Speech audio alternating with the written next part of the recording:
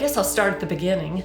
I was born on the 11th day of the 11th month at 11 o'clock on Sunday morning. My father was a pastor at a church in Iowa, and he drove from the hospital to the church, walked into the church service and shouted, "It's a girl!" The entire congregation applauded. I always knew I was loved and wanted. When you look at the photograph of me as a first grader, you see a little girl with big teeth wearing a homemade romper, who never thought she would be named one of Oklahoma City's best dressed, most powerful women, or that her portrait would be displayed in the state capitol for a year. But I feel confident moving to Edmond when we did put me on the path for those wonderful honors. I entered the Mrs. Oklahoma pageant because I believed I represented what they were looking for: a married woman, successful in her endeavors and in top physical shape. But the true genesis of why I entered the pageant was because I was terrified of public speaking, and I wanted to overcome that. I found that unacceptable. Runway was easy. I didn't have to talk. But public speaking, I was a failure at that. So I entered the pageant as a challenge to myself, but winning the pageant was just a bonus. It was a lovely, blessed year. I made over 150 appearances, and many of those were on television and radio being interviewed. So yeah, I conquered that public speaking. Steve and I have long known that we were blessed in a myriad of ways, and not to give back to our community in the form of our time and talents and resources would be a sin. We honestly can't feel any other way. Being a community volunteer and a philanthropist was an easy fit for me because I had so many wonderful role models and mentors in my life. Linda and I went to Memorial together.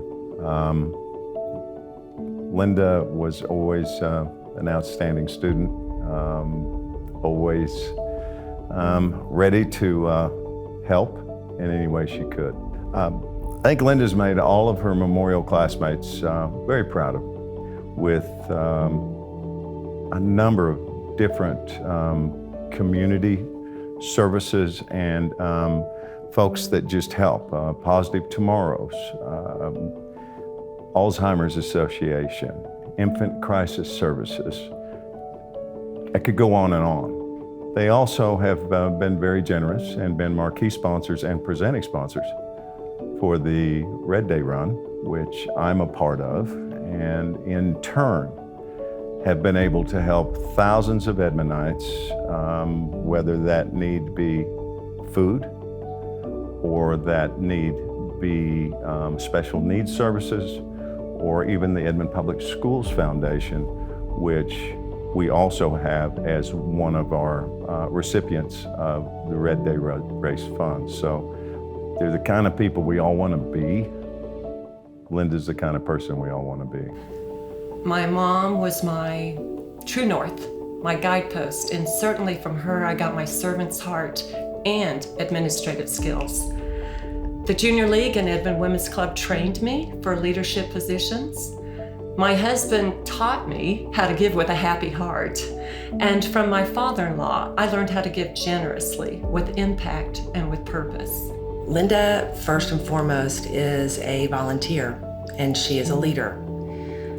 She has given countless hours of her time, her creativity, her energy, her passion, money, brains, and beauty to so many organizations, all of which, without exception, are exponentially better because of her. I first met Linda as a freshman at Central State University. That's UCO for you young people. I was a pledge of Sigma Kappa sorority, and Linda was coming to teach us etiquette. She was easily the most beautiful and poised woman I had ever met at that time in my life. At one point, we were both officers on the UCO Alumni Board of Directors, and it was always Linda that came up with the most creative, most out of the box, and easily the most successful recruitment ideas.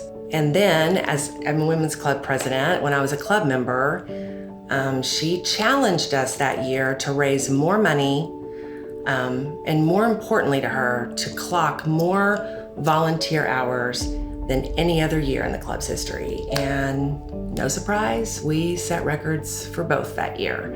Naming someone to the Hall of Fame in the category of volunteerism, she would have been my very, very, very first nominee. So I'm really happy for her, that she's getting to be recognized in this way. She's earned it. Steve and I do not seek accolades, but every now and then it's sweet to receive an affirmation to let us know we're on the correct path. I received this drawing in the mail from a little girl named Ella, age 4, and her family had sought refuge in a night shelter that Steve and I support. And Ella said, "A pillow helps you feel better." This is why we do what we do. Being inducted into the Edmond Public Schools Hall of Fame is a great honor for me, and I hope that I can inspire others to become active in their communities. And one final reflection, if I may, for the students: when in doubt, go the extra mile. That road is never crowded. Good luck.